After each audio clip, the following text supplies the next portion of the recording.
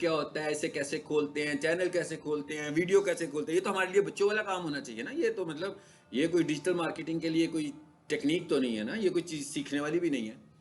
अक्सर लोग यूट्यूब पर चले जाते हैं ना, चले जाते हैं ना। मतलब यूट्यूब पर जाना तो कोई स्किल नहीं है कि यूट्यूब कैसे खोलनी है, प्ले लिस्ट कैसे खोलनी है। It is not a skill.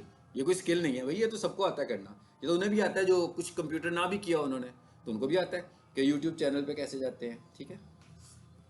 अच्छा, एक तो आप लोगों ने वो वीडियो देखनी है। सोशल मीडिया सबने पढ़ा होगा मेरा ख्याल है ना। तो एक तो आपने वो वीडियो देखनी है।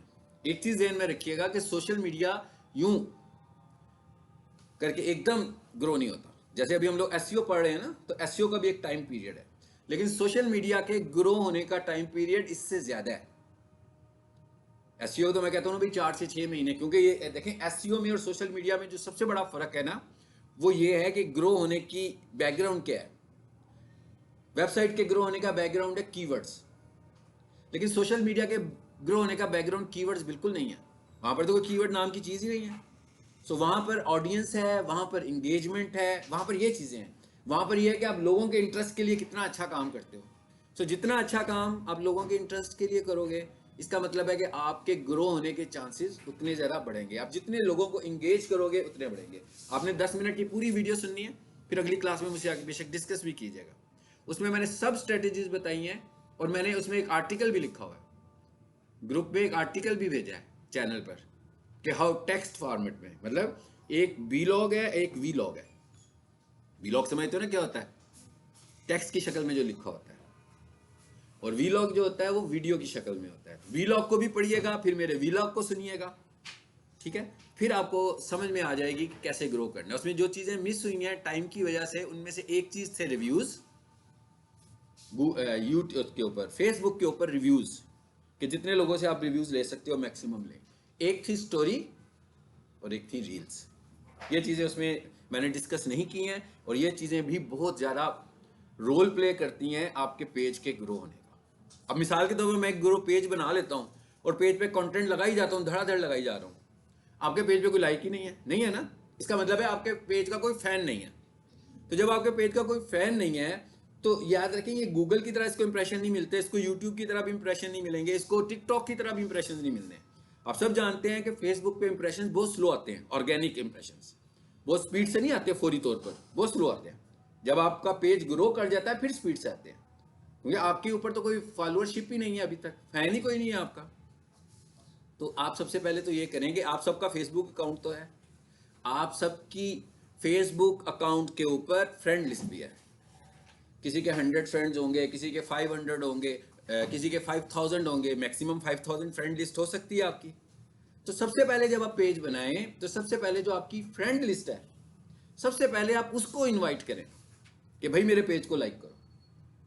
सबसे पहले आपने मेरी पूरी वीडियो देखनी है, और अभी जो मैंने अभी डिस्कशन किया है, इस डिस्कशन को उस वीडियो के साथ मैच करना है, और फिर आपको बहुत सारी चीज़ों का पता लग जाएगा कि क्या करना है आप लोगों ने अपने पेज को ग्रो करने के लिए, क्या करना है। और वो आर्टिकल भी पढ़ना है जो मैंने लिखा हुआ है, उसको भी पढ़ना है। इन तीनों चीज़ों को आपने मिलाना है, और फिर आपने वर्किंग शुरू कर देनी है अपने पेज के ऊपर कि कैसे पेज को हम ग्रो कर सकते हैं। और इनिशियली पेज को ग्रो करने के लिए हमें कुछ इन्वेस्ट भी करना पड़ता है। मिसाल भाई है ही नहीं फैन, फॉलोअरशिप ही नहीं है आपकी, पेज लाइक्स ही नहीं है, तो आपकी पहले तो वो लोग उन लोगों तक ही जाएगा ना पेज जो लाइक कर रहे हैं आपको। तो लाइक्स भी कुछ नहीं है, मतलब आपके पेज को 2 लोगों ने लाइक किया हुआ है, और आप ये समझेंगे आपकी पोस्ट पे एंगेजमेंट आएगी, कैसे आएगी? आप ऐड भी नहीं चला रहे। देखें उसमें हम टारगेटिंग तो, ऑर्गेनिक पोस्ट पे कोई टारगेटिंग नहीं है। कैसे टारगेटिंग है, मेरी वीडियो देखनी है, उसमें पता लगेगा उसमें टारगेटिंग करने की साइंस क्या है हमारे पास। लेकिन उसमें कोई जेन्युइन टारगेटिंग नहीं है। जेन्युइन टारगेटिंग एड्स में है, जिसमें हम ऑडियंस टारगेट करते हैं, जिसमें हम बिहेवियर टारगेट करते हैं, जिसमें हम इंटरेस्ट टारगेट करते हैं। सो इन सब चीज़ों को टारगेट करने के लिए हमें थोड़ा बहुत ऐड तो चलाना पड़ेगा, कभी पोस्ट पर तो कभी पेज पर। कम से कम आपको 500 फॉलोअर्स तो मिलने चाहिए, और आपको क्विक फॉलोअर्स लेने के लिए आप स्टोरीज पर और रील्स पे काम करें। एक्स्ट्राऑर्डिनरी ज़्यादा, यानी जो चीज़ें आप उधर लगा रहे हो वो आप रील्स में लगाओ। आप देखिएगा कि रील से आपको और नेचुरल आपको फॉलोअर्स मिलेंगे, और वो फॉलोअर्स मिलेंगे जो आपके कंटेंट को देखना चाहते हैं, जो आपसे इंटरेक्ट करना चाह रहे हैं। हमें इंटरेक्शन वाली फॉलोअरशिप चाहिए। अब आपने ये 3 चीज़ें मैंने बताई हैं, एक मेरी छोटी सी अभी जो क्लिप मैंने बताया है, इसके बाद मैंने एक वीलॉग किया हुआ है, एक छोटा सा बीलॉग किया हुआ है, जिसके लिंक्स आपको मिलेंगे चैनल के ऊपर, ठीक है। और चैनल पे मैंने लिंक दिया हुआ है अपने टिकटॉक का। जिन लोगों के कोर्सेज कंप्लीट होने वाले हैं वो मेरे सब टिकटॉक्स देखिएगा, उसमें कोई भी फनी टिकटॉक नहीं है, ठीक है। सब के सब डिजिटल मार्केटिंग के टिकटॉक्स हैं। इसका मतलब क्या होगा कि छोटे छोटे टॉपिक्स को मैंने डिस्कस किया होगा 1-1 मिनट में, 30-30 सेकंड्स में, तो उससे भी आपके कॉन्सेप्ट स्ट्रांग होंगे। यानी जो हम डिजिटल मार्केटिंग पढ़े हैं उन्हीं के मुतालिक वीडियोस हैं सारी की सारी उधर, ठीक है। सो मैं कभी टिकटॉक पे कुछ ऐड करता हूँ, कभी चैनल पर ऐड करता हूँ, मुख्तलिफ जगहों पर ऐड कर रहा होता हूँ। मेरे फेसबुक पेज पर जाओगे, अकाउंट पे जाओगे, मेरे नाम से जो अकाउंट है, तो उसके ऊपर भी रील्स हैं, उसके ऊपर भी छोटे छोटे क्लिप्स हैं, ठीक है जी। वो तो हमने डिस्कवरी एड्स, आपने गूगल ऐड पढ़ा है, वीडियो ऐड पढ़ा था, तो वीडियो ऐड में जाए ना।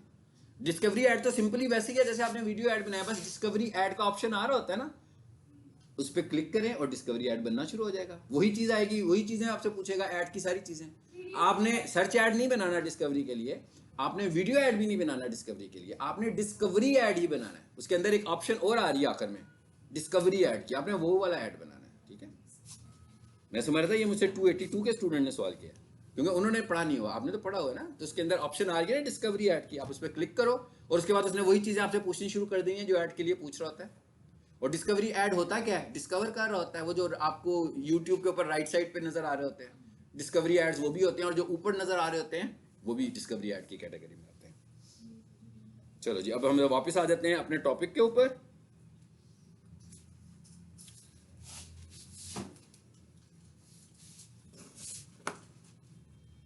मेरा दिल कर रहा है मैं कोई 2-4 खाली सफ़े हाथ में पकड़ूं और स्टूडेंट्स के पास बैठ के ना थोड़ी सी कोडिंग करूं कि क्या सीखा क्या आप लोगों ने। 2-3 लेसन में, पूरे डिजिटल मार्केटिंग में नहीं, ये जो HTML कोडिंग हम कर रहे हैं कि कितनी कोडिंग की एक्सपर्टीज है, क्या ख्याल है? सही ख्याल है मेरा? ये खाली पेज लेकर बैठ जाता हूँ ना, जिसके पास मेरा दिल करेगा मैं कहूँगा ये जरा कोड लिख कर बताओ मुझे, फेविकॉन का लिख के दिखाओ, हेडिंग स्टाइल को कैसे यूज़ करना है उसका लिख कर दिखाओ। कहाँ पर थे हम लोग? हेडिंग स्टाइल, बोल्ड, नहीं जो किया होगा तो बता दीजिएगा नहीं किया। हेडिंग स्टाइल, बोल्ड, बोल्ड भी पढ़ा था, स्ट्रॉन्ग भी पढ़ा था।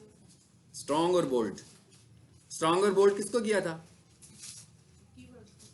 कीवर्ड को, पैराग्राफ के अंदर। स्ट्रॉन्ग और बोल्ड किसके अंदर किया था? पैराग्राफ के अंदर, ठीक है। अब हम आज पढ़ने जा रहे हैं हेडिंग स्टाइल, इमेजेस को, ठीक है। आप सब जानते हैं कि कोई भी वेबसाइट इमेजेस के बगैर कंप्लीट नहीं होती है, और हर वेबसाइट पे नंबर ऑफ इमेजेस भी होते हैं, ठीक है। इसका मतलब क्या हुआ कि हमें तो ये 2-3 चीजों को अंडरस्टैंड करना है।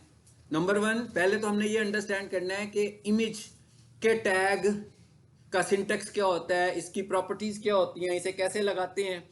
फिर हमने बात करनी है इमेज ऑप्टिमाइजेशन की भी, कि भाई इमेजेस को ऑप्टिमाइज कैसे करते हैं। याद रखें कि एक वेबसाइट की अगर स्पीड स्लो है, यानी बहुत देर से वेबसाइट लोड हो रही है, तो आप समझोगे उसमें 60-70% रिस्पॉन्सिबल इमेजेस हैं। इसका मतलब क्या होगा कि अगर हम इमेजेस के ऊपर फोकस करेंगे तो हम अपनी वेबसाइट की स्पीड कम से कम 60% इंक्रीज कर सकते हैं। ऐसे ही है ना, यही कह रहा हूं ना मैं कि 60% से लेकर 70% तक आपकी वेबसाइट के स्लो होने की रीजन इमेजेस हैं। इसका मतलब क्या हुआ कि अगर हम इमेजेस पर फोकस करते हैं, इमेज ऑप्टिमाइजेशन के ऊपर फोकस करते हैं, तो सिर्फ इतना ही करने से हम अपनी वेबसाइट की स्पीड को तकरीबन 60% तक तेज कर सकते हैं। और अगर आपकी वेबसाइट की स्पीड 60% तेज हो जाए तो इसका मतलब है अच्छी खासी आपने वेबसाइट की स्पीड को इंप्रूव किया। और वेबसाइट की स्पीड का बहुत रोल है वेबसाइट के रैंक होने में, ठीक है। क्योंकि अगर आपकी वेबसाइट खुल नहीं रही तो वेबसाइट रैंक कैसे होगी? ओके, चलें जी, अब आ जाते हैं हम आगे और यहां पे आते हैं। ये मैंने खोल लिया, यहां पर हम अपनी वेबसाइट खोल लेते हैं।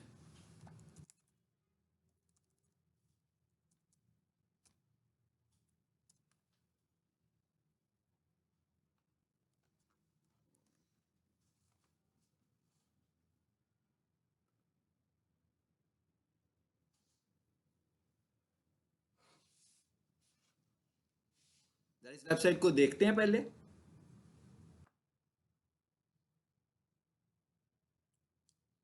देखते हैं कितने इमेजेस हैं। इमेजेस है ना। एक और चीज भी ज़हन में रखनी है कि अगर कोई बंदा ये सपोज करता है कि भाई ग्राफिक इंटरेक्शन बड़ी इंपॉर्टेंट होती है तो क्यों ना हम पूरी की पूरी वेबसाइट इमेजेस वाली ही बना लें और उसमें टेक्स्ट लिखे ही नहीं, तो गड़बड़ आई है। आपको मैंने बताया ना कंटेंट का रोल कितना है, पिछली क्लास में हमने कंटेंट के रोल को भी पढ़ा। अब इमेज के ऊपर आप हेडिंग स्टाइल तो नहीं अप्लाई कर सकते, इमेज को बोल्ड भी नहीं कर सकते, इमेज को स्ट्रांग नहीं कर सकते, तो ये फैक्टर्स कैसे अप्लाई करेंगे? इसका मतलब क्या हुआ कि सिर्फ आपकी वेबसाइट कंटेंट बेस्ड भी नहीं होनी चाहिए और सिर्फ आपकी वेबसाइट इमेज बेस्ड भी नहीं होनी चाहिए, बल्कि आपकी वेबसाइट के अंदर दोनों तरह का कंटेंट होना चाहिए। आपकी वेबसाइट में इमेजेस भी होने चाहिए और आपकी वेबसाइट पर कंटेंट भी होना चाहिए, ठीक है। इसका मतलब ये हुआ कि अगर हम आज जब इमेजेस को पढ़ लेंगे तो इस वेबसाइट का मेजर हिस्सा हम कवर कर लेंगे कि भाई इस वेबसाइट के अंदर जो हमें चेंजेस करनी है, मैक्सिमम चीजें हमने देख ली ना। फिर तो बस यही चीज है कि हमें समझ आ रही होगी, जो नहीं समझी होगी हमने वो ये मैप कैसे आ गया यहाँ पे। हाँ, अगर ना आ रहा हो तो कैसे लाएंगे, उसके बाद एक ये लिंक्स रह जाएंगे, ये 2-3 चीजें रह जाएंगी ना हमारी जो समझने वाली हैं। तो सबसे पहले तो हम इमेज की बात करते हैं। आप सब लोग जानते हैं कि इमेज के जो फॉर्मेट्स होते हैं,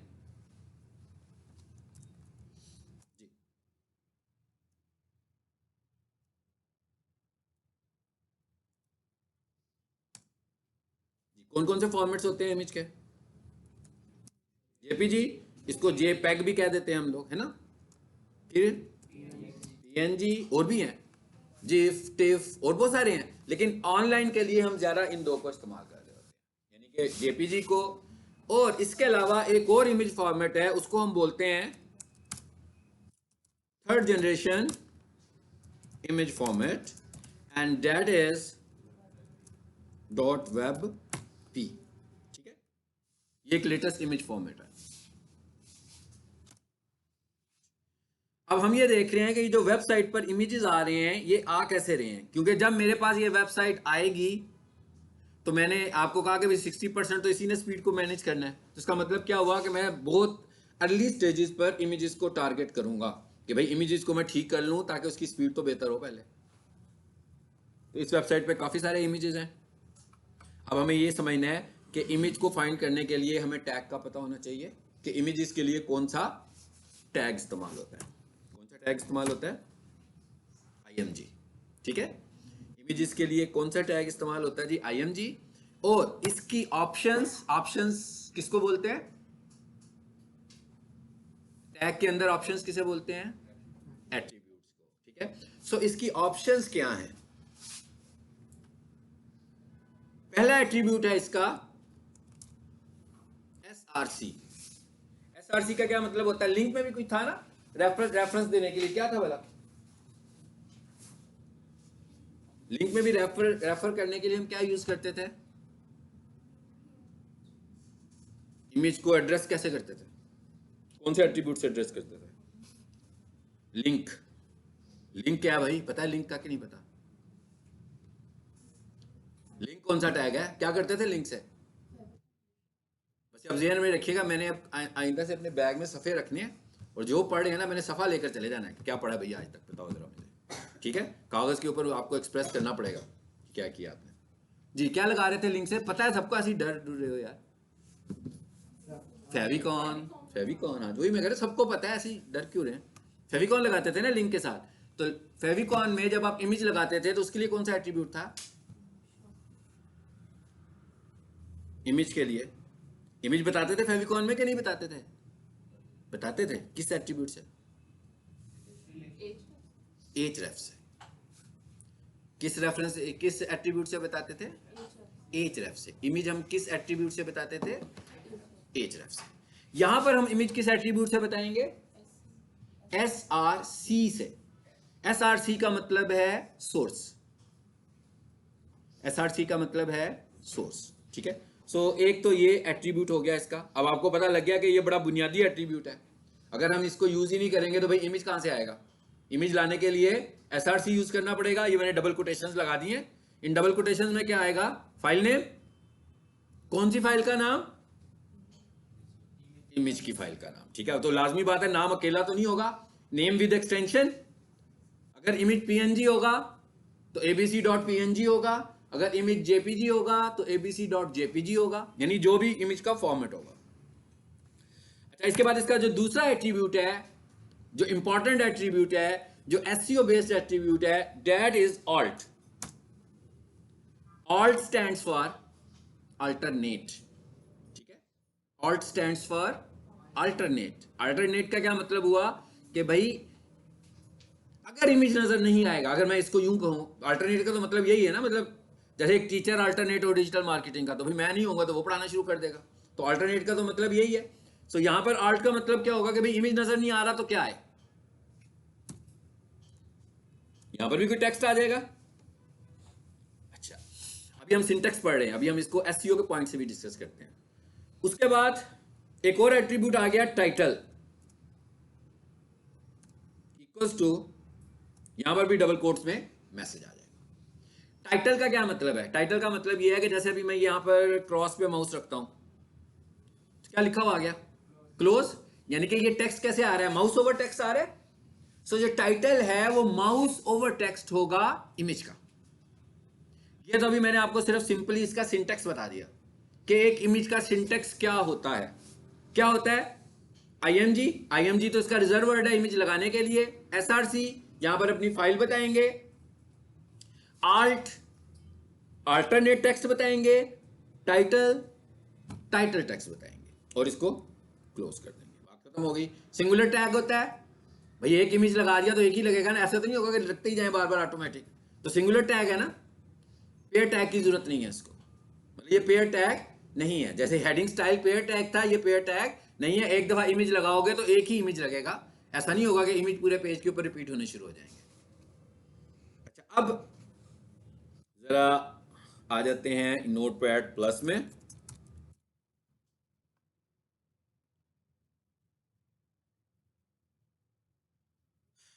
जी, ये सब कुछ बना हुआ है, प्रीवियसली मैंने जो लोअर माल पे पढ़ाया था वो भी यही है।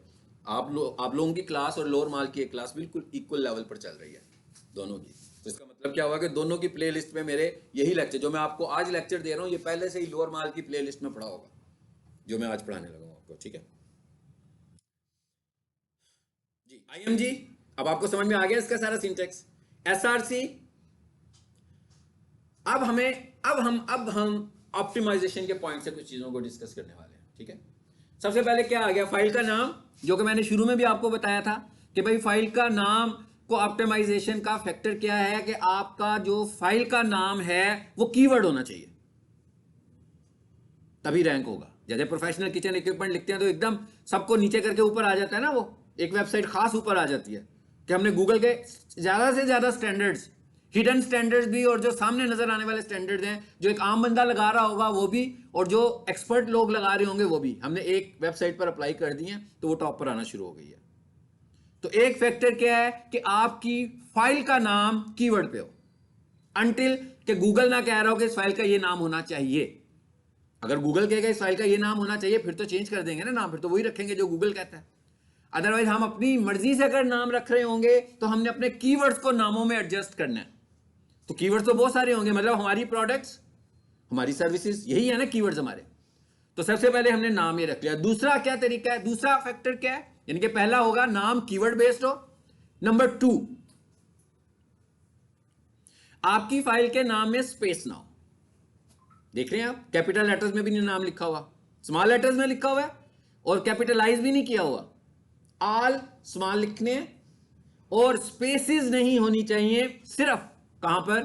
फाइल नेम में, सिर्फ फाइल नेम में, हर जगह नहीं कह रहे हम। लेटर लिखते हुए होगी, कंटेंट लिखते हुए होगी, लेकिन सिर्फ फाइल के नाम में स्पेस नहीं होगी बल्कि हाइफन होगा।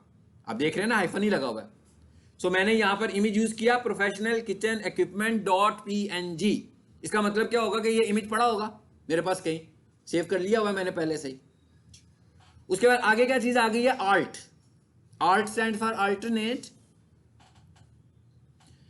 अब वहां पर फाइल नेम में भी मैंने कीवर्ड यूज किया और आल्ट में भी मैं कीवर्ड यूज कर रहा हूं, लेकिन यहां पर आप देख रहे हो मैंने हाइफन यूज नहीं किया। मैं चाहूं तो हाइफन यहां यूज कर सकता हूं, चाहूं तो ना करूं।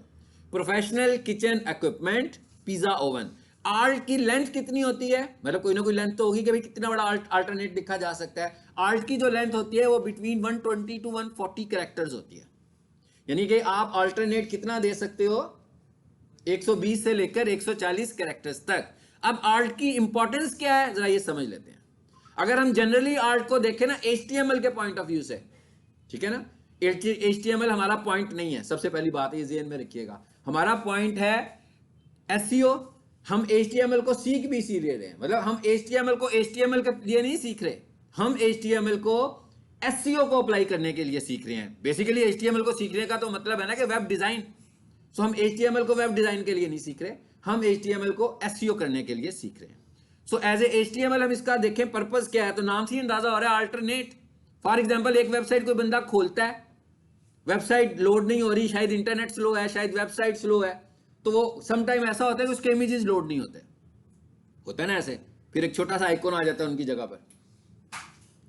और अगर इमेज लोड नहीं होगा तो अल्टरनेट टेक्स्ट नजर आ जाएगा स्क्रीन पर। ये तो हुआ इसका HTML पर्पस। ये बिल्कुल हमारे से रिलेट नहीं कर रहा, हमें इससे कोई फायदा नहीं है, ना नुकसान है ना फायदा, ये हमारा लेना देना ही नहीं है। हम ये किसके लिए लिख रहे हैं, हम ये लिख रहे हैं गूगल के क्राउलर के लिए। अब ये मैंने टर्म इस्तेमाल की क्राउलर, पहली दफा इस्तेमाल की कि पहले भी की कभी? Google crawler. गूगल क्राउलर क्या है? गूगल क्राउलर वो AI का एप्लीकेशन है जो आपकी वेबसाइट पे नजर रखे हुए है कि भाई, जैसे मैं आप लोगों पे नजर रखी हुई है ना कि भाई कौन अच्छा पढ़ता है कौन अच्छा नहीं पढ़ रहा, क्रिटिसाइज करता रहता हूं। इसी तरह क्राउलर भी देखने लगा हुआ है कि कौन सी वेबसाइट अच्छी है, किस वेबसाइट को मैंने ऊपर लेकर आना है और किसको नीचे लेकर आना है, कौन सी वेबसाइट है जो गूगल के स्टैंडर्ड्स को पूरा कर रही है। हम ये क्राउलर के लिए लिख रहे हैं। क्यों? क्राउलर को इमेज से कुछ लेना देना नहीं है भाई, क्राउलर को नहीं पता कि इमेज कैसा है, क्राउलर को ग्राफिक्स से भी कुछ लेना देना नहीं। नो डाउट ग्राफिक्स ठीक होने चाहिए, लेकिन क्राउलर को ऐसा नहीं है कि क्राउलर को अच्छे ग्राफिक्स ठीक लगेंगे और जो थोड़े से बुरी डिजाइन होगा वो अच्छा नहीं लगेगा। क्राउलर को तस्वीर को भी रैंक कराने के लिए मुझे क्या चाहिए? टेक्स्ट चाहिए। आपकी जो वेबसाइट रैंक होती है, एक्चुअली आपकी वेबसाइट इसकी वजह से रैंक हो रही है। अगर कोई बंदा ये समझे कि हमारी वेबसाइट इस डिजाइन की वजह से रैंक हो रही है, नो, कंट्रोल यू करें। आपकी वेबसाइट इस मैसेज की वजह से रैंक हो रही है। ये जो मैसेज है ना, ये जो कोड लिखा हुआ है हमने, ये जो सोर्स लिखा हुआ है, इसके अंदर हमने कुछ ऐसी चीजें लिखी हुई हैं जो गूगल को पसंद है। गूगल वेबसाइट को रैंक करने के लिए ग्राफिक इंटरफेस नहीं देख रहा, यानी कि आप यूं कह लो कि फ्रंट एंड तो नहीं देख रहा, जो यूजर्स का एंड है उसको नहीं देख रहा वो, बल्कि इस कोड को देख के वो रैंक कर रहा है। इसका मतलब, जैसे मैंने प्रीवियस क्लास में आपको एक वेबसाइट दिखाई थी तो इमेजेस में भी उसकी इमेज पहले नंबर पे आ रही थी। इसका मतलब ये नहीं है कि उस इमेज में कोई खास बात थी, बल्कि उस इमेज को हमने गूगल क्राउलर फ्रेंडली कर दिया था और वो रैंक होने की वजह उसका आल्ट एट्रीब्यूट भी था। अगर हमने उस इमेज के पीछे आल्ट एट्रीब्यूट ना लगाया होता तो वो रैंक भी ना होता। यानी उसको रैंक करने में आल्ट एट्रीब्यूट का रोल था। बहुत सारे फैक्टर्स थे, उसमें से एक फैक्टर आल्ट था। एक क्या था? उसका नाम। एक क्या था? नाम में कीवर्ड। एक क्या था? नाम में हाइफन। ये सारे फैक्टर्स थे। एक क्या था? कि फाइल का साइज बहुत बड़ा नहीं होना चाहिए। ये सारे फैक्टर्स थे उसमें। तो अब आपको समझ में आ गई है कि हम आल्ट क्यों यूज कर रहे हैं। यानी कि हम आल्ट इसलिए यूज नहीं कर रहे कि अगर हमारा इमेज लोड ना हो तो लोगों को कुछ लिखा हुआ नजर आ जाए। हम आल्ट इसलिए यूज कर रहे हैं कि हमने इस इमेज को भी रैंक करना है। सो हम इस आल्ट के थ्रू इमेज को रैंक करवा रहे हैं।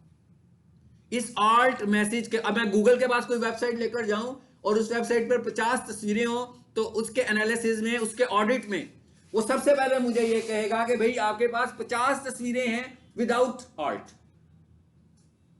यानी इसका मतलब है सबसे बड़ा थिक फैक्टर है आल्ट का। तो मुझे कहेगा भाई आल्ट लगाओ। जैसे ही मैं आल्ट लगाऊंगा एकदम मेरे स्कोर को बेहतर करेगा।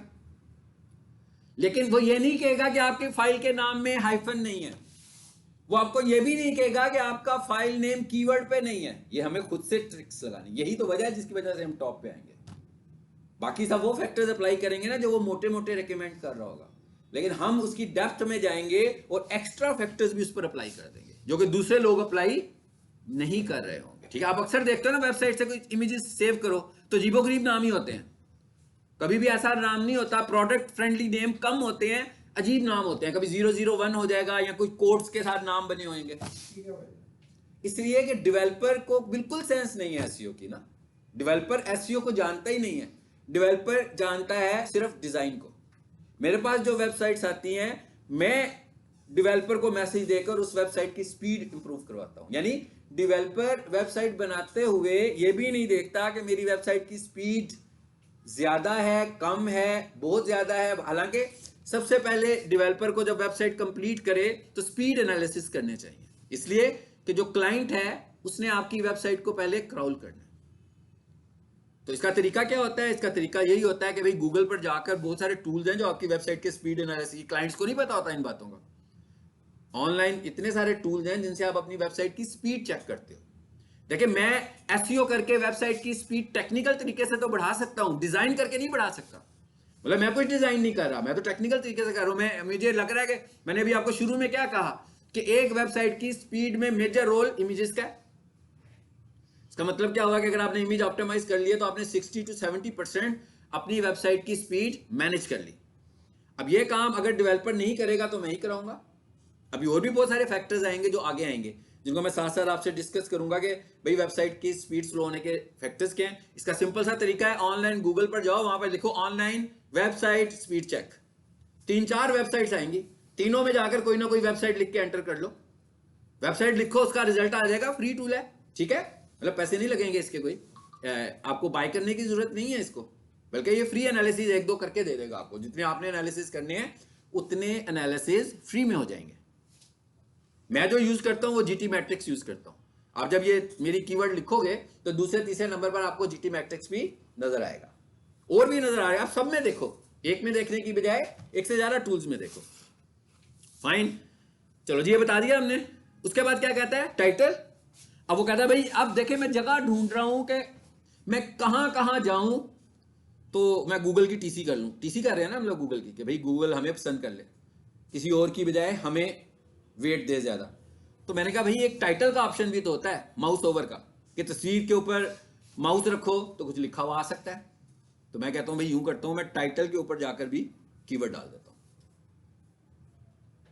आम लोग ये काम नहीं करेंगे, इतनी सारी चीजों में कीवर्ड्स को एडजस्ट नहीं करेंगे। हमने ये करना है, जिसने ये कर लिया उसकी वेबसाइट टॉप पर आ जाएगी।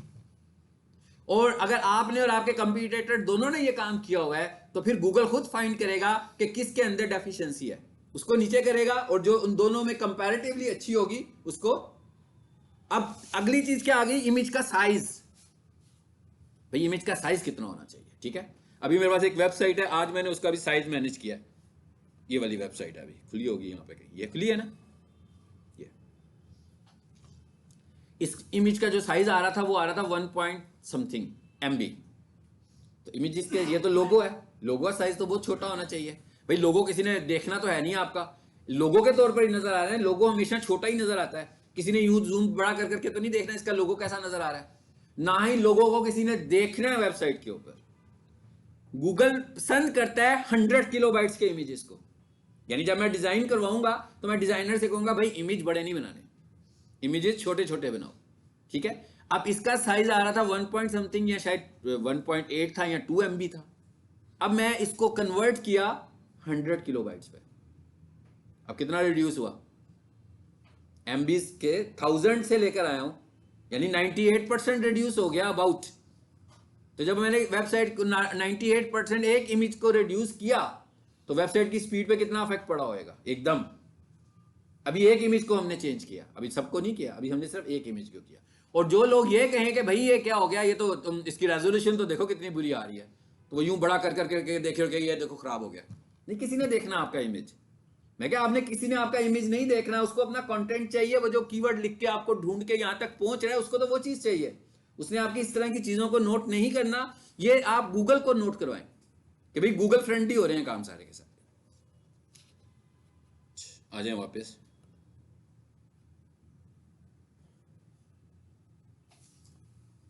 हो गया जी पूरा इमेज का टैग।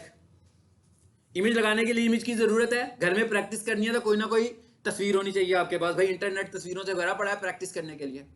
और एक और चीज याद रखिएगा, प्रैक्टिस करने के लिए मैं कह रहा हूं, वेबसाइट बनाने के लिए नहीं कह रहा हूं मैं।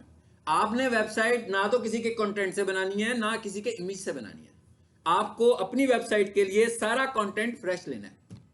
आपको अपने लोगोस डिजाइन करने हैं, आपको अपने इमेजेस डिजाइन करने हैं। क्योंकि अगर आप लोगों के इमेजेस को डिजाइन करोगे तो फिर ये भी डुप्लीकेशन में आएगा और ये अच्छे तरीके से आपके इमेजेस रैंक नहीं होंगे। हालांकि वो इसको इतना ज्यादा एक्सेप्ट नहीं करता, लेकिन जब बिल्कुल मार्जिन टू मार्जिन कंपैरिजन शुरू हो जाएगा तो फिर ये वाली बात भी वो कंसीडर करना शुरू हो जाएगा। ठीक है, जैसे मैंने अभी कहा ना कि सब कुछ वो भी कर रहा है, आप भी कर रहे हो। फिर वो ये देखेगा इमेज किसका यूनिक है, ग्राफिक्स किसके अच्छे हैं, वेबसाइट का साइज किसका छोटा है। अब आपके पास वेबसाइट जब आ जाएगी तो वेबसाइट के इमेजेस तो बड़े बड़े थे, अब इन्हें छोटा करना है, क्या वो क्लाइंट से पूछूं मैं भाई इमेजेस को छोटा कर, मुझे कोई जरूरत नहीं है उससे पूछने की, ठीक है, क्योंकि मैं उससे पूछूंगा तो वो वैसे ही परेशान होगा कि भैया क्या करने लगे मेरी इमेज के साथ। उसको इमेज जैसे कल नजर आ रहा था उसको इमेज आज भी वैसे ही नजर आना है, इमेज तो चेंज ही नहीं कर रहे हम, इमेज तो वैसे का वैसा ही है हमारा सारे का सारा, ठीक है। अब आए इधर जरा, ऑनलाइन इमेज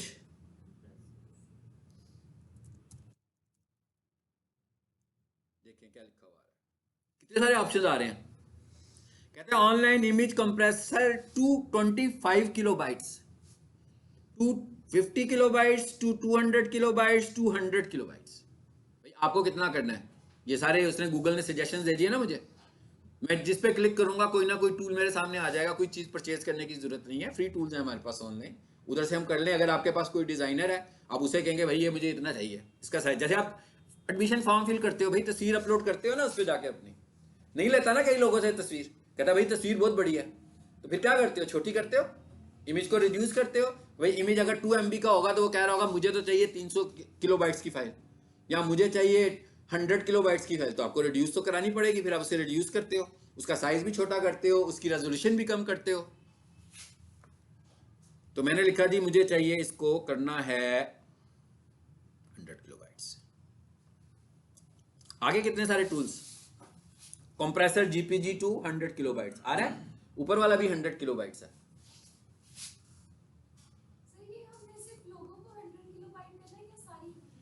बिल्कुल, हम 100 किलोबाइट्स में, मिसाल के तौर पर एक इमेज उसने डिजाइन किया हुआ है 4 MB का, उसको मैं अगर 100 किलोबाइट्स करूंगा तो उसकी रेजोल्यूशन में फर्क पड़ना है। और अगर आपका डिजाइनर MBs में इमेजेस डिजाइन कर रहा है तो ये तो बहुत बुरी बात है, ये ठीक बिल्कुल नहीं है।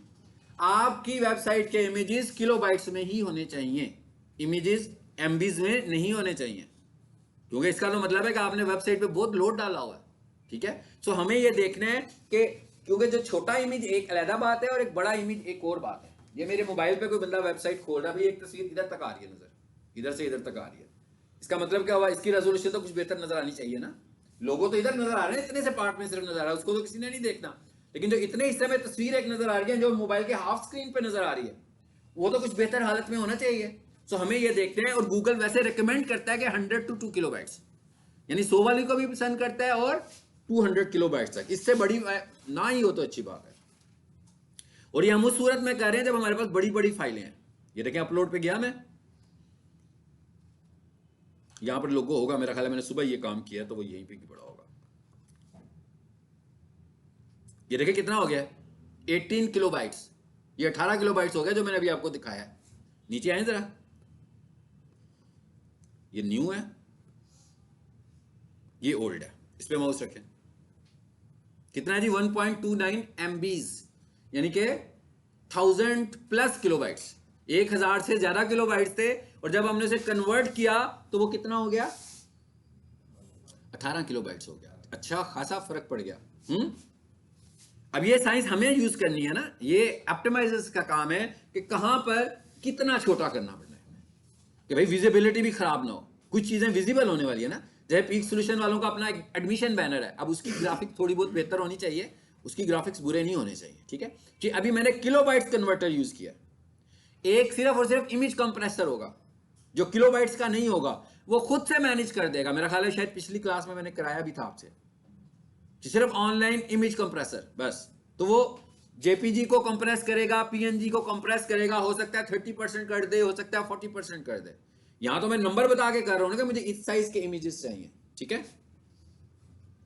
तो यहां से जब मैं कोई इमेज लूंगा, चले मैं इधर आता हूं, कोई और इमेज ले लेते हैं, यहां से कुछ पिक कर लेते हैं।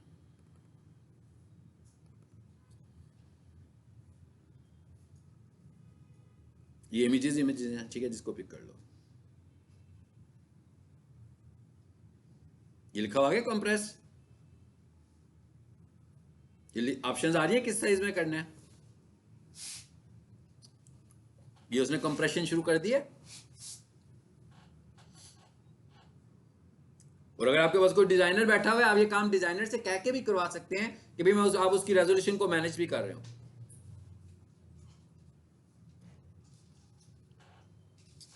क्या कहता है कितने हुआ? 140 किलोबाइट्स पे आ गया, कहां से? 712 से। तो रिड्यूस हो गया ना काफी सारा। आ जाए, ये डाउनलोड का बटन बना हुआ, अभी डाउनलोड करना है तो डाउनलोड कर लो, दोबारा से कंप्रेस करना है तो दोबारा से इसे कंप्रेस करो। ये अब आपको ये स्ट्रेटेजी टेक्निक्स भी बता दी कि कैसे इमेजेस को आप लोगों ने छोटा करना है। और इमेजेस का रोल है, बहुत ज्यादा रोल है आपकी वेबसाइट में। आ जाए वापस यहां पे, पूरा हो गया जी काम सारा। अब क्या था? PNG, JPG. मैं चाहूं, अगर मैं कहता हूं भाई मुझे जेपीजी नहीं चाहिए, पीएनजी चाहिए, तो मैं JPG to PNG converter use कर लूं, ये भी फ्री है। मैं कहूं मुझे पीएनजी नहीं चाहिए, मुझे जेपीजी चाहिए। अब जेपीजी में क्या होता है? जेपीजी में बैकग्राउंड आ रहा होता है साथ। पीएनजी में क्या होता है? बैकग्राउंड नहीं आता, ट्रांसपेरेंट आ जाता है। ठीक है, मतलब ये उसका एडवांटेज होता है। अगर आप में से कोई फोटोशॉप का यूजर है या फोटोशॉप को समझता है या फोटोशॉप यूज कर सकता है, तो फोटोशॉप में भी आपके पास ऑप्शन होती है सेव एज वेब। वहां पर जाएं और वहां पर जाकर आप पीएनजी बना लें। तो पीएनजी जब आप बनाओगे तो वहां पर बैकग्राउंड नहीं आएगा, मगर जब आप सेव एज करके जेपीजी करोगे या पीएनजी करोगे तो वहां बैकग्राउंड साथ में शिफ्ट करता है। तो इन दोनों में फर्क तो ये वाला है। फिर जेपीजी जो है जरा थोड़ा सा पुराना मॉडल है और पीएनजी उससे लेटेस्ट है। ठीक है, तो इंटरनेट के लिए वो पीएनजी को ज्यादा रेकमेंड करता है। और अब हमारे पास एक नया फॉर्मेट आ गया, वेबपी। वेबपी जो है वो स्पेसिफिक ब्राउजर फ्रेंडली है, और बहुत कम ब्राउजर्स होंगे जो उसे सपोर्ट ना करते हो, मैक्सिमम ब्राउजर उसे सपोर्ट कर रहे होते हैं। तो वेबपी को भी हम चाहें तो यूज कर सकते हैं, मगर मैंने प्रीवियस क्लास में भी बताया था कि वेबपी आपने फेविकॉन में यूज नहीं करना। फेविकॉन उसे नहीं एक्सेप्ट करेगा, पिक नहीं करेगा उसको। फेविकॉन आपकी वेबसाइट जब लाइव होगी, हो सकता है पहले दिखा दे, लेकिन जब आपकी वेबसाइट लाइव होगी तो वो आपका फेविकॉन नहीं शो करेगा। फेविकॉन के लिए आपको स्पेसिफिकली पीएनजी पर जाना चाहिए। ठीक है,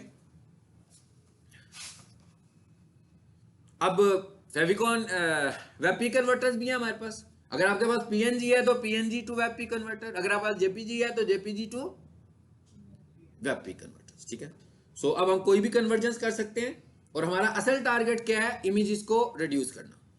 जिसका मतलब क्या हुआ कि जब मैं वेबसाइट ऑडिट करता हूं, अब आपको समझ में आ गया होगा वेबसाइट ऑडिट का मतलब क्या है।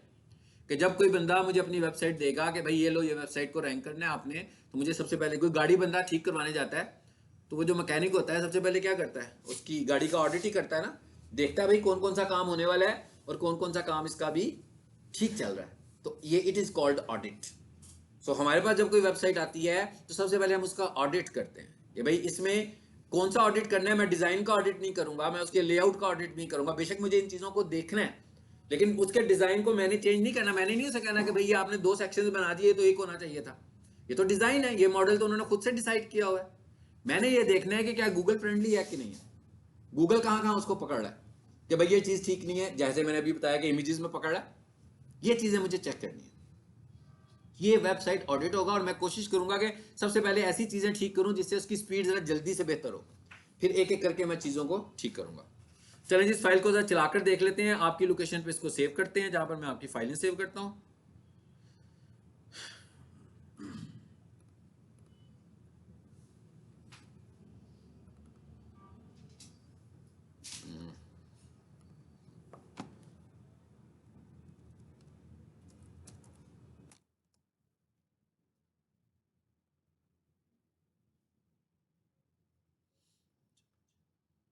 इसका नाम रख लो अब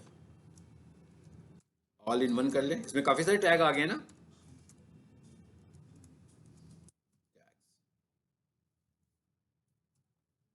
और सेव कर ले। ये कहां पर सेव किया? अब जरा इसको प्ले भी कर लेते हैं वहां से।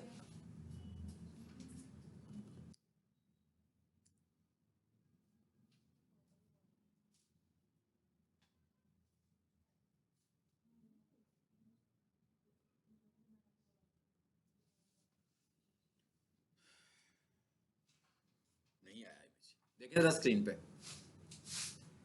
इमेज नहीं आया ना। क्या आया? कुछ तो आया।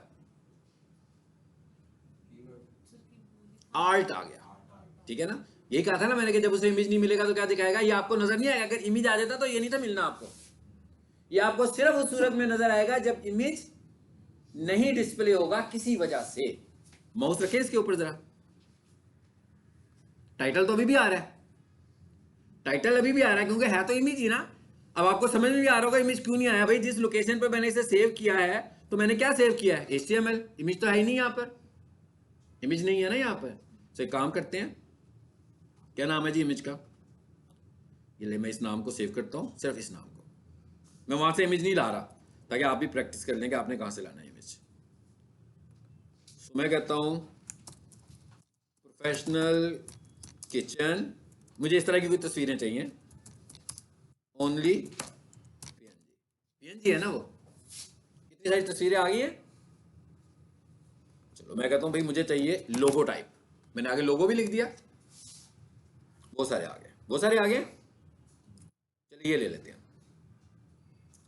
अब देखते हैं ये पीएनजी है कि नहीं है। वैसे तो ट्रांसपेरेंट बैकग्राउंड आ रहा है, आ रहा है ना, इसका मतलब है पीएनजी होना चाहिए। पीएनजी मिला हमको। और यहां पर अब मैंने इसका नाम क्या रखना है,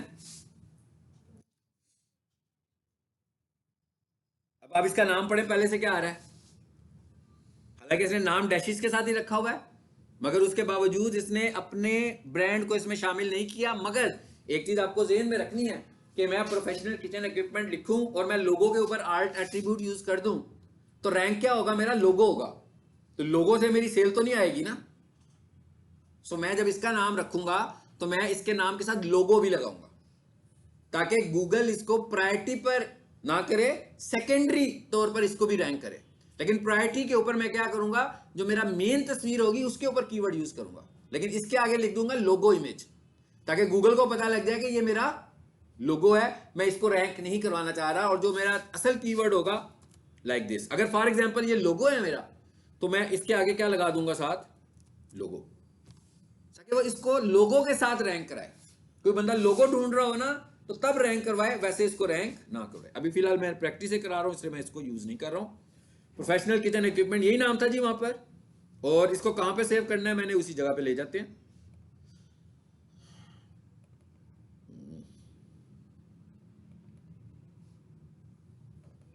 यहीं पर होना चाहिए। इसका मतलब क्या हुआ कि अब असूली तौर पर तस्वीर नजर आ जानी चाहिए, क्योंकि मैंने इसका नाम वही रख दिया जो कोडिंग में मैंने नाम यूज किया।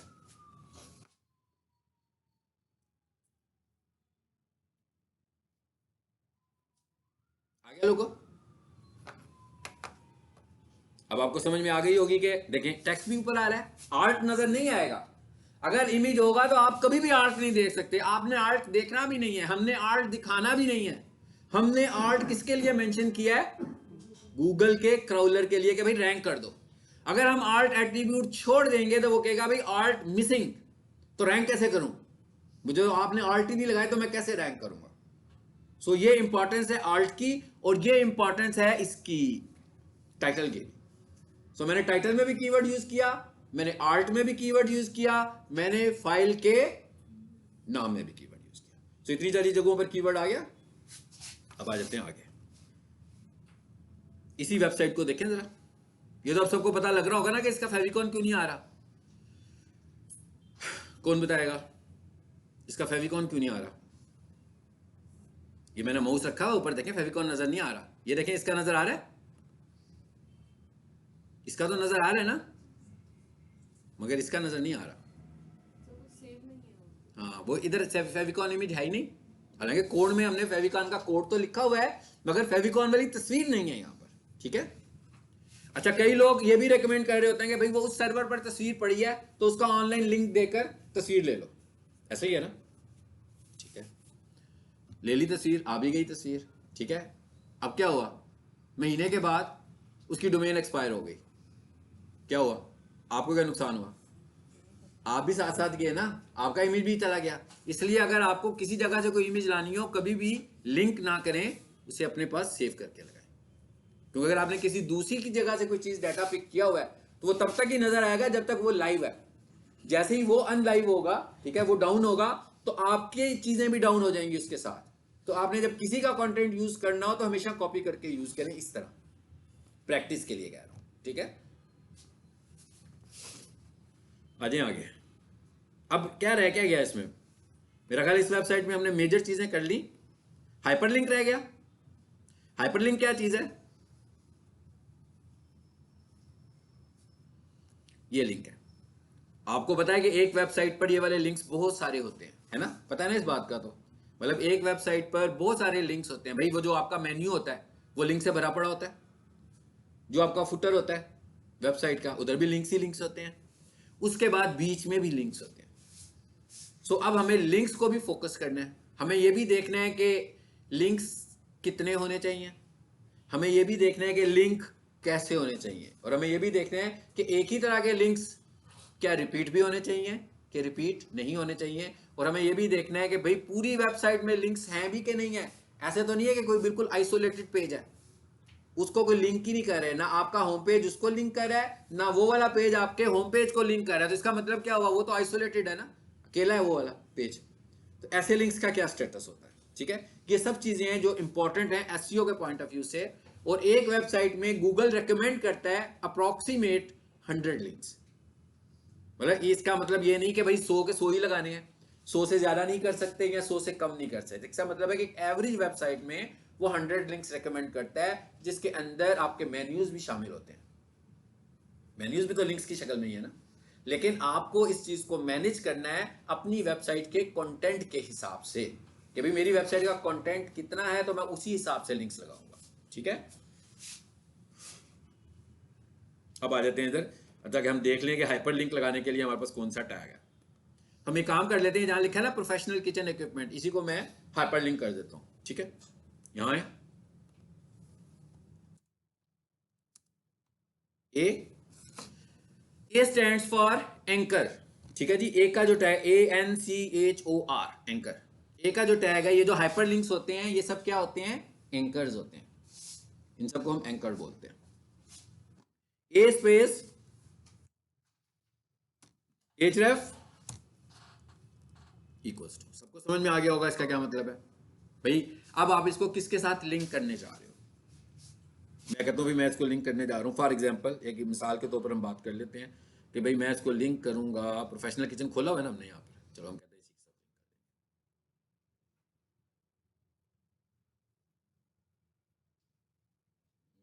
यहाँ लाकर इसको पेस्ट कर दिया। अच्छा अब एक काम करें भाई, ये इतना लंबा अगर कोड पढ़ा ना जा रहा हो तो कोई परेशानी वाली बात नहीं है, ए के बाद मैं इसको एंटर कर देता हूँ, ठीक है। लेकिन एट्रीब्यूट लिखने के बाद एंटर नहीं करना। मतलब एट्रीब्यूट और उसका एक्सप्रेशन एक लाइन में नजर आया आपको, एट्रीब्यूट और उसका एक्सप्रेशन। एट्रीब्यूट क्या है, href। एक्सप्रेशन क्या है, वेबसाइट का नाम। इसको आपने एक ही लाइन में दिखाना है, इनको दो लाइनों में नहीं दिखाना। इस तरह मैं अपने कोड को रीडिंग के लिए कर सकता हूं। जैसे आप देख रहे हो मैंने इमेज का यूज किया हुआ है, बजाय इसके कि मैं इधर से यूं दबाता जाऊं और स्क्रॉल कर करके राइट पे जाकर देखूं, मुझे पता भी ना लगे क्या चीज लिखी है क्या चीज मिसिंग है। सो मैं इसको मल्टी लाइन कर सकता हूं, इस पर कोई इशू नहीं है, इसमें कोई एरर जनरेट नहीं होगा। रीडिंग करने के लिए हम इसे मल्टीपल लाइन कर सकते हैं, मगर एट्रीब्यूट और एक्सप्रेशन को इकट्ठा रखना है, बस ये याद रखना है। चलिए ये आ गया जी हमारे पास href, href ये आ गया। अच्छा अब इधर आ जाए जरा, फिर एक एंटर कर दें।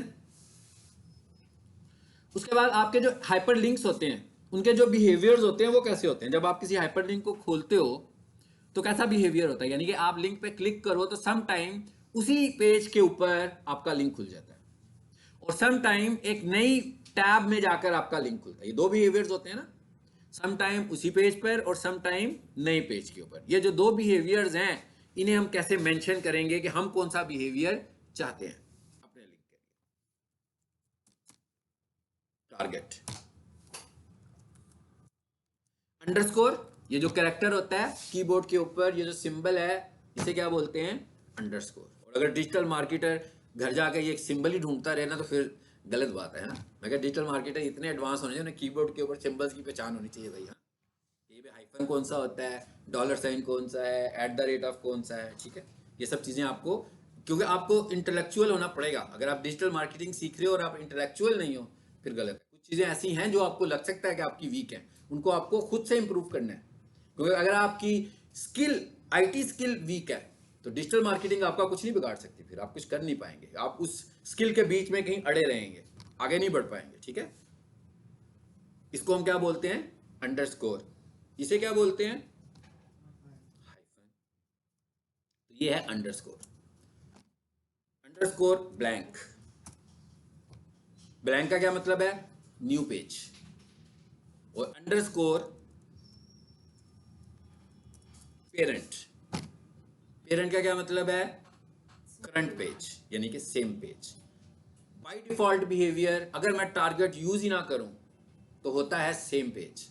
यानी अगर मैं टारगेट को स्किप कर दूं और मैं लिंक पे क्लिक करूं तो कहां खुलेगा? उसी पेज पर। अगर मैं लिखूंगा तो कहां खुलेगा? न्यू के ऊपर, न्यू पेज के ऊपर। ठीक है, अच्छा अब ये हमारे लिए क्यों इंपॉर्टेंट है, हमारे लिए इसकी क्या इंपॉर्टेंस है? अगर आपको याद हो तो मैं कुछ लेसन में शायद आपसे बाउंस रेट डिस्कस किया था ना, बाउंस रेट।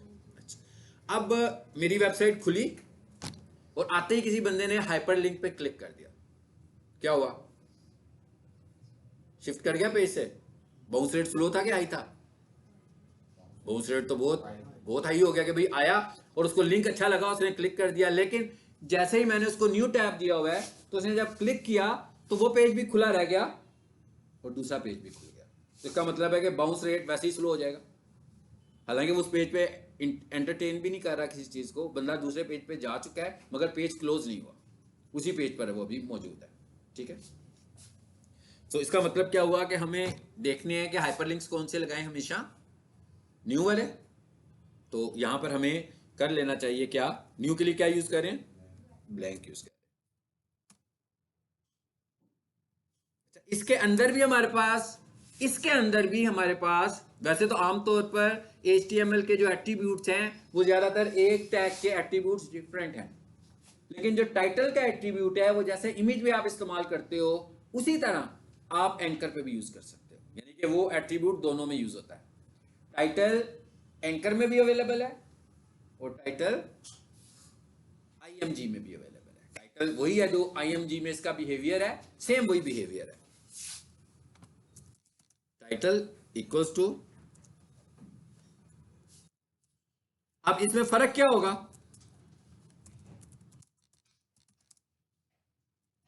फर्क ये होगा,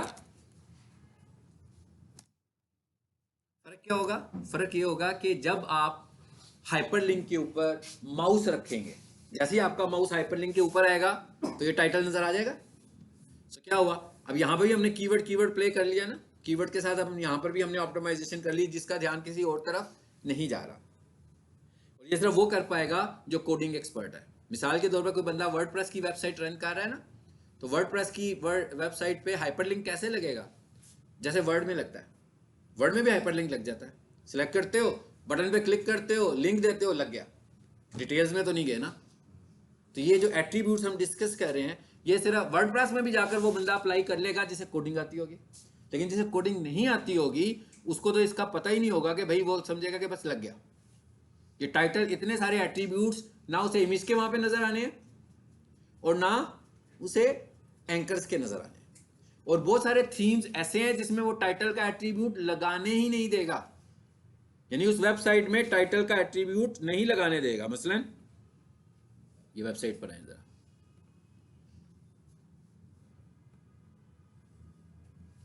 जैसे कि मैंने इस पे माउस रखा है ना, मैंने इस पे टाइटल का एट्रीब्यूट लगाया हुआ है, नहीं नजर आ रहा ना? ये वर्डप्रेस की वेबसाइट है।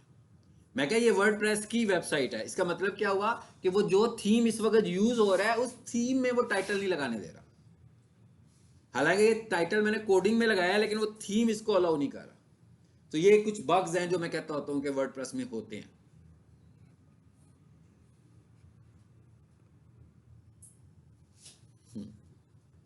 लेकिन सब में ऐसा नहीं होगा, कुछ थीम्स होंगे जिसमें टाइटल लग सकता है। मिसाल के तौर पर जो दूसरी अगर हम वेबसाइट देखें,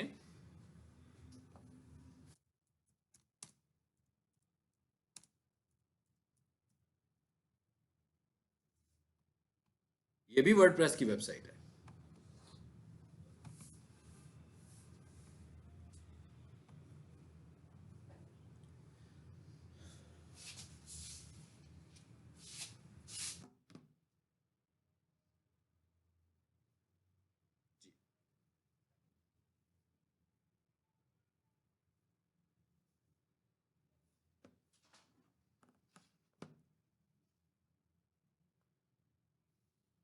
इस पे आ रहा है।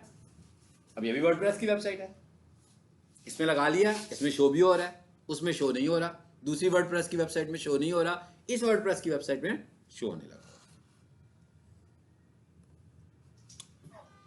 तो लिंक भी लग गया।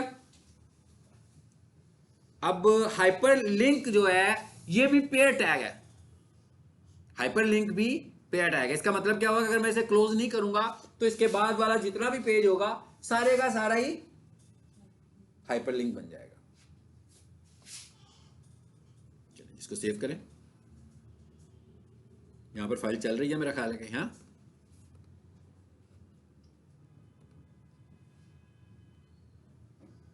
नहीं किया ना क्लोज अभी हमने, मैंने कहा क्लोज नहीं किया हमने, तो इसलिए वो सारी की सारी वेबसाइट ही हाइपर लिंक है। हर जगह क्लिक करने से एक ही जगह पर जाऊंगा क्योंकि एक ही तो हाइपर लिंक है वो वाला। वापस आए, इसको तो क्लोज कर लें। कहां पे खत्म कर रहे थे जी हम, यहां पे स्ट्रॉन्ग खत्म हो रहा है, यहां पर क्या कर दें, ए को भी क्लोज कर दें। तो अब आपको ये भी पता लग गया है कि हाइपर लिंक का जो टैग है वो भी पेयर टैग है।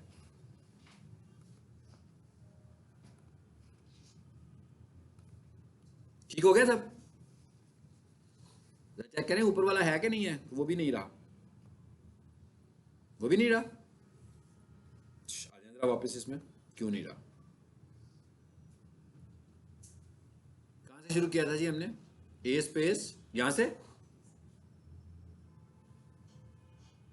क्यों नहीं रहा, इसलिए नहीं रहा कि ये वजह है, देखें ये वही वजह क्या था, क्लोजिंग टैग नहीं था यूज हुआ हुआ, टैग सिंबल ऊपर से हमने ए को शुरू कर लिया ना लेस देन के साथ, तो जहां पर हमारा ए का टैग खत्म हो रहा है वहां पर ग्रेटर देन भी तो लगना था, वो नहीं था लगा हुआ।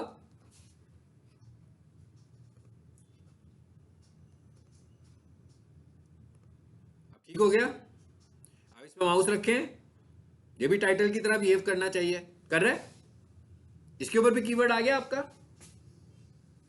तो ये था हमारे पास हाइपरलिंक। इसका मतलब क्या हुआ कि हाइपरलिंक्स को भी हमें देखना है, हमें ये भी देखना है कि आपकी वेबसाइट पर ऐसे पेजेस ना हो जो आइसोलेटेड हो, मतलब उनके लिंक्स ही ना हो।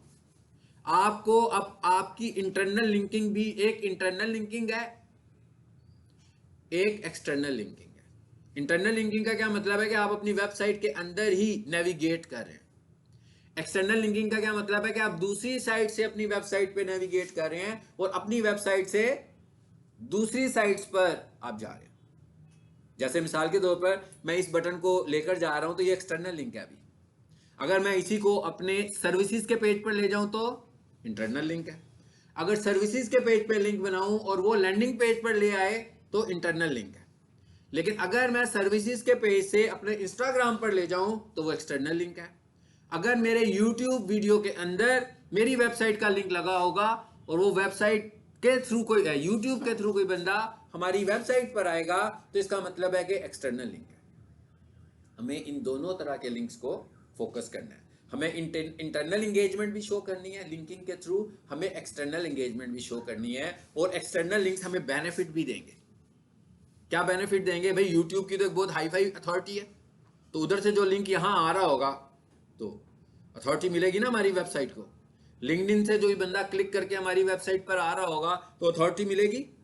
फेसबुक पेज से कोई बंदा क्लिक करके मेरी वेबसाइट पर आएगा तो मेरी वेबसाइट की अथॉरिटी इंप्रूव होगी, उसके सोशल सिग्नल्स बढ़ रहे होंगे। सो ये चीज है, ये है link building, it is called link building. ठीक है, इससे क्या होता है कि हम, जैसे मैं कहता हूं ना कि भाई पीक सोल्यूशन कॉलेज का एक बैनर लगाया सड़क पर और एक पीक सोल्यूशन का बैनर लगा दिया पैकेजेस मॉल के अंदर, फर्क है दोनों में कि नहीं है? एक क्या किया हमने, पैकेजेस मॉल में सेल लगी हुई है 50% सबने सेल दी हुई है ब्रांड्स ने, हमने क्या किया स्टैंडीज बनवाई कोई 10-15 और 15 जो ब्रांड्स हैं उनके एंट्रेंस के ऊपर जाकर अपनी स्टैंडी रख दी। अब जब कोई बंदा उस ब्रांड के अंदर दाखिल होगा तो दाखिल तो वो किसी ब्रांड में हो रहा है, उसको जैसे ही हमारा फ्लेक्स नजर आएगी तो वो क्या करेगा, हमारी ब्रांड को भी वेट देगा, उतना ही वेट देगा जितना वो उस ब्रांड को वेट दे रहा है, सिर्फ वहां पे रखे जाने की वजह से। और अगर वही वाली फ्लैक्स वो पार्किंग जब गाड़ी अंदर जा रही हो वहां पर लगी होगी तो उसको वेट नहीं करेगा।